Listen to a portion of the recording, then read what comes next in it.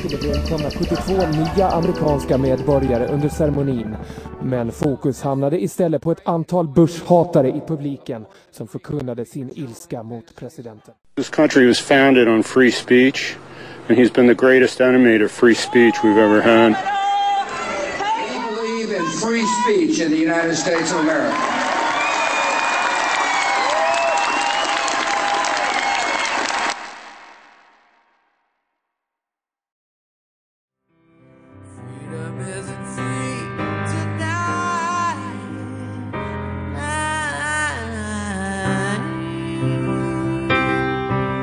Freedom isn't free tonight,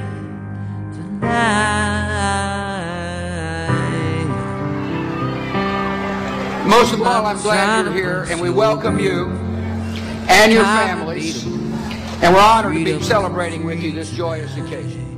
My name is Ronald Pratt. I live in Houston, Texas.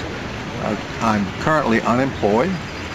I'm a father of 5, grandfather of 6. Obviously, at my age and in my current financial condition, I'm very concerned about the country. I think the biggest problem we have right now is just political inertia. George W. Bush, han valde att fortsätta sitt tal som om ingenting hade hänt och kunde till slut genomföra välkomstceremonin för de nyblivna amerikanerna.